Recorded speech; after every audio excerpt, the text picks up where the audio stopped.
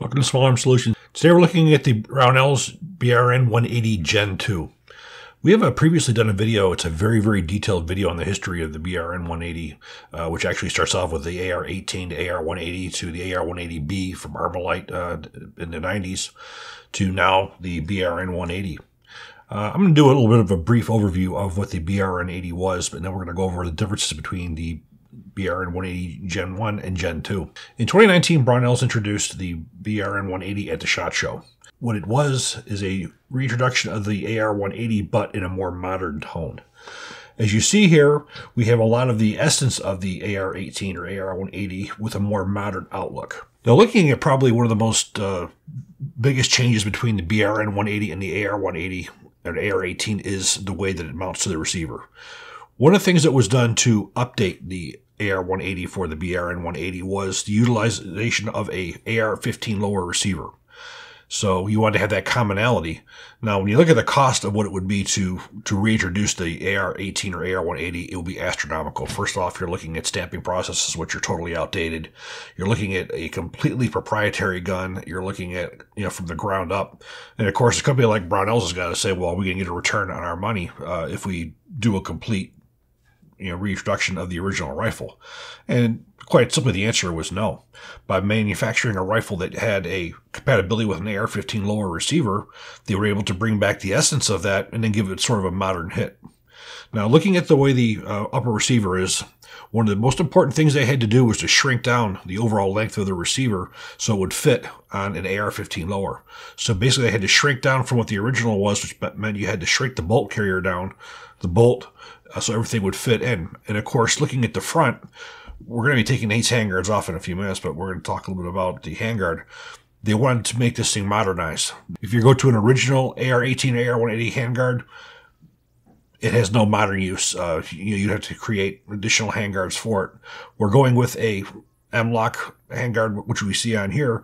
You're able to keep the rifle modern, to be able to utilization of modern accessories, flashlights, vertical pistol grips, any kind of optics you could place right on the handguard. As you can see, we have our Manta rail protectors in here, which is, again, I put these on everything. Now, I will say specifically this handguard, these Manta rail protectors were extremely important because it got hot quickly. The link to these specific handguards are in the description box. Along with the discount code, they'll save you 20% off the entire Manta website. And again, I found these as being instrumental due to the fact that the handguard does get hot quickly because you do have the handguard mounting right to the upper receiver. So we have a BRN-180 with a AR-18 AR-180 action. As you're going to see once we remove the handguards, you're going to see an exact duplicate of the gas system of the AR-18 AR-180. However, these parts are not interchangeable. Any of the parts that you see on the BRN-180 are not going to be interchangeable with the original rifle. Now, before we get further into the upper receiver, I'm going to talk a little bit about the lower. Now, these will fit on any standard AR-15 type lower receivers. However, there's a couple companies who've gone ahead and made a more of a retro look to give it more of the original AR-18 AR-180 look. The one you see on here is the Nodex Spud model 1815. So basically what we have is a resculpture to give it the look of the AR-180 or AR-18, but you're still going to utilize a standard M16 AR-15 type trigger mechanism, standard magazine, instead of having to utilize a original AR-18 magazine that has the notch cut on the right-hand side. It allows you to use a standard AR-15 magazine. Now, even going back to the days when the AR-18, AR-180 were in production, magazines were not common. Basically, what was mostly done was the magazines were modified from AR-15 magazines to AR-18, AR-180 magazines by shaving off the lug on the right and left-hand side and cutting your magazine catch slot on the magazine. This was done in a straight line because it wanted to hold the magazine more firmly and more in line versus the rocking of the AR-15. The AR-18 design was just a little bit more finicky, and that's why that was done that way. So what we have here is the Nodex, but now Brownells offers two also. Brownells has the BRN-180M, which is more of an AR-15 type looking lower receiver, but it also is set up for the SIG stock, which you see here. Basically, we have on the back is a 1913 rail that you can attach any type of these SIG type stocks to. Now, Brownells has been teasing for quite some time a folding stock, which is the exact same profile as the AR-18, AR-180 stock.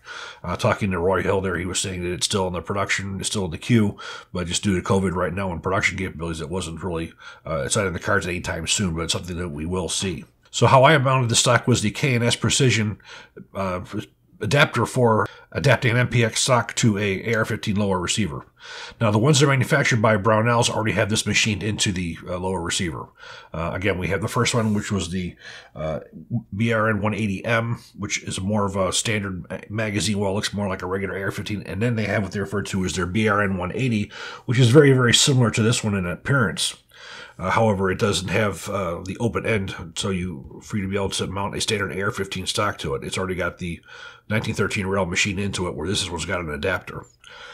Of course, I have a regular Brownells A1 pistol grip on here, just due to the fact that there isn't really anybody out there that I know that's making a AR-18 AR-180 type pistol grip for the rifle, at least not yet, anyways. And the lower receiver is 775 T6 aircraft grade aluminum. Now, the upper receiver of the BRN-180 is also machined from aluminum, 6061 T6, as well as the handguard. Now, you see we have a straight 1913 rail running right across. We do have an adjustable gas system on the Gen 1, which we're going to be going over in a few minutes. They also wanted, as far as to make a retro AR-18 or AR-180 style flash suppressor, which is more of a compensator, which you have a solid bottom with the prongs in the front. So now we're getting into a little bit of the nitty-gritty. What we have here is the Gen 1. Now, for disassembly, it's very, very interesting because, again, this had to be made to fit into a lower receiver of an AR-15 rather than the longer one of the AR-18. So we have a polymer dust cover on there. We have a polymer dust cover on there, as you can see. Now, for disassembly, the rear end cap is press fit. So basically all we're doing is we're going to pull back on that bolt and give it a whack. And here we go. Just like the original rifle, you have two recoil springs. And we're just going to pop out the charging handle. Now, the charging handle that they went with on the Brownells is the original AR-18, AR-180 crank style, which, the AR-180B by Mark Westrom and Armalite. He went with a rounder, which was the more comfortable style. Pull the bolt carrier right out. Now, the bolt that's in here is different from the standard AR-15. There's no recess in the back for the gas lugs. Now, as you can see, this is relatively short. As I mentioned before in the beginning of the review, if you're interested in more of the history of the comparisons between this and the original, go to our original review on the BRN-180. So now we're going to show you the gas system.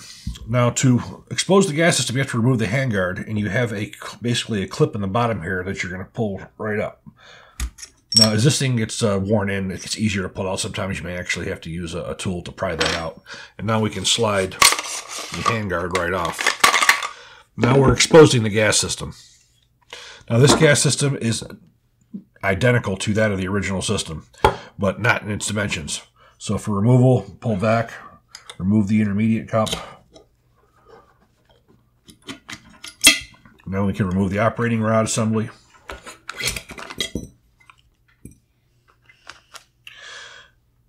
So we have an intermediate, we have the piston, and the operating rod. Now here's where it gets a little bit interesting. So we have our spigot. The pistons are interchangeable. The one that we see it's on here is the standard piston, which is utilized for normal shooting. We also have, that comes with the Gen 1 system, a separate piston for use with suppressors. So this one allows less gas in, so the system's not over-gassed. So you manually would switch out either one. So when you look at the carbine versions or the pistol versions of the BRN-180 on the Gen 1s, you didn't have this type of a system. You had an adjustable gas system. Now, that adjustable gas system is going to go over to the Gen 2, where we're not going to have two parts anymore. We're just going to be able to adjust it over. But basically, as you see, this is identical to that of the original rifle. For reassembly, we're going to drop the piston back in place, right over the spigot. Drop in our operating rod. Pull back, and now we have the intermediate rod. We're going to slide right over, and there we go. That's all there is to it. So for reassembly, just going to drop the handguard back on.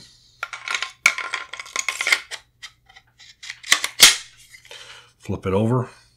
Now we have the clamp. Snap that right back into place. Take our bolt carrier group, drop that right in like so. You're going to see your recess there for the charging handle.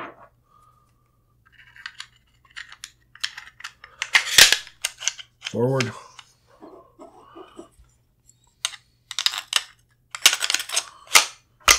And there you have it.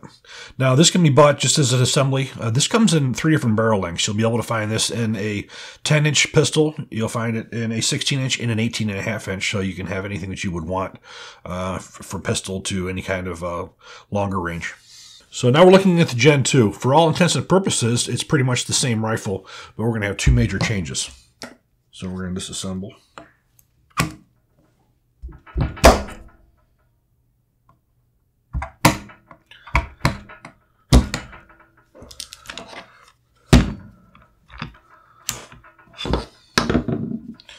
So for disassembly, we're going to pop that back like so.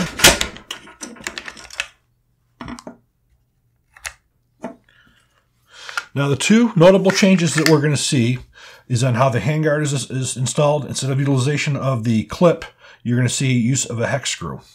So what we're going to do is we're going to remove that to expose the gas system.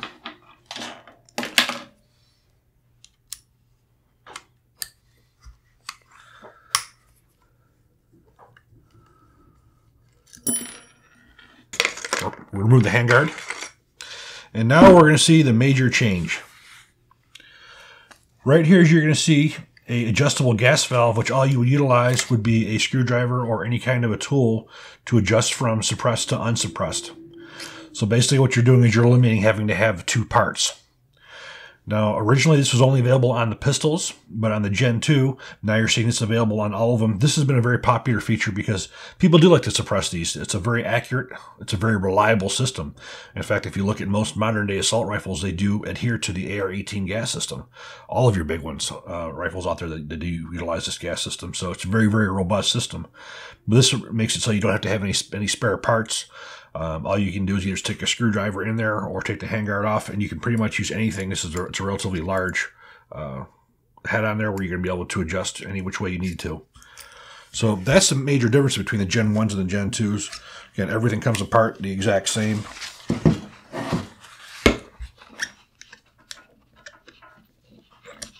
Intermediate operating rod, and you have your universal piston. And all of your adjustments done from the front. Now basically what you're doing is you're cutting off the gas, you're restricting how much gas goes in on the suppressed setting. So reassembly, add your spigot back on, put your piston back on your spigot. Add your intermediate rod back on. So for installation of the handguard, you just drop it over. Lines up with the locking pin. We're going to flip that right back over, install our pin, and we're just going to torque that down hand tight. Doesn't need to be Loctited. So I want to talk a little bit about the barrel now. The barrel on here is a 223 Wild. Now, the interesting thing about this whole rifle was this was a joint effort between Brownells and Primary Weapon Systems, as well as FM Products. Now, Primary Weapon Systems, they're a very big proponent of the use of the 223 Wild chamber. In fact, if you see most of their Mark 116 Mod 2s and so forth, they utilize that barrel. They feel that it's a better option. So Brownells had went along with it. And it was Primary Weapon Systems who was responsible for integrating the AR-18 or AR-180 into the AR-15 lower receiver. And it was Primary Weapon Systems that was responsible for integrating the AR-18, AR-180 operating system into an AR-15 lower. So this was a joint operation between the two. In fact, most of any warranty issues is going to be going through Primary Weapon Systems. It's not going to be going through Brownells. But there is a little bit of a difference we found in accuracy when we fired this. So I think what we're going to do first, we're going to take this out to the range and we're going to see how it shoots.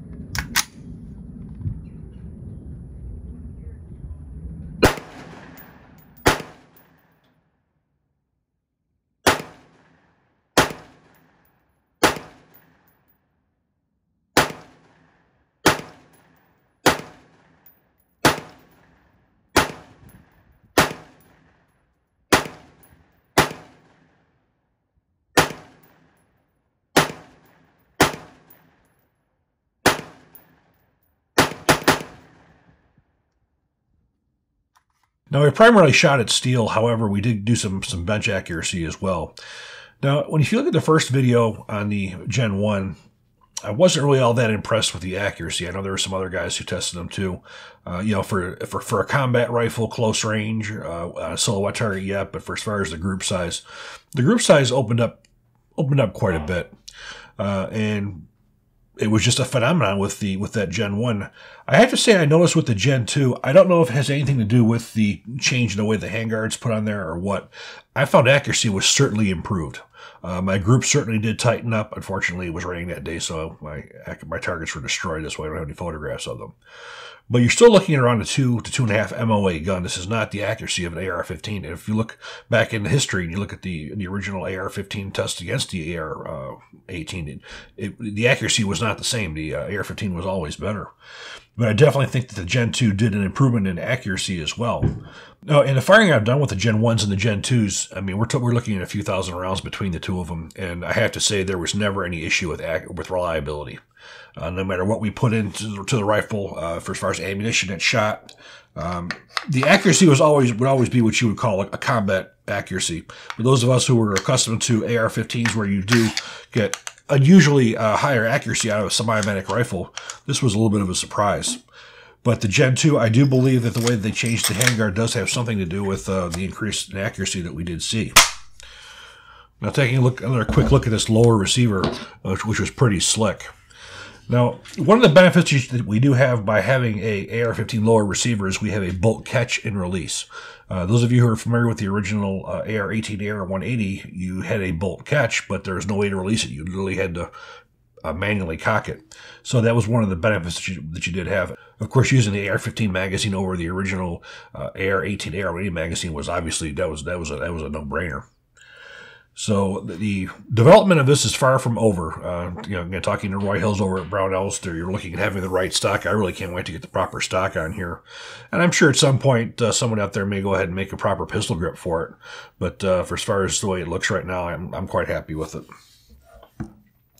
Now, for as far as those lower receivers, again, you have the options at Brownells and you have the options at Nodex Spud. Quite frankly, at the time I got this rifle, the original one, Brownells had yet to release their lower receiver, and I had worked quite a bit with Nodex Spud. And they had sent me one of the receivers to take a look at, and I ended up buying it and I ended up keeping it. Way up here is an original AR-180, AR-18 40-round magazine. And you see that pops right in place, locks open just like it's supposed to. So the Gen 1s have been discontinued. They may have a few left at Brownells. They've also continued to go ahead and make different caliber as well. The 300 Blackout version has a 10-inch barrel, which works great suppressed subsonic, supersonic. So the BRN-180 has been a very popular gun for Brownells. They've done very well with it. It's not inexpensive. You're looking at around $900 for the upper receiver. I don't believe Brownells has yet to offer this as a complete rifle with the whole setup. But those of you who do like the original system, you can have that system again with more of a modern hitch to it that's make it more viable in today's industry by utilization of the M-LOK rails and being able to use all your accessories and so forth. Hope you all enjoy this video. If you do, please click like, please subscribe, and even better, share. Thank you.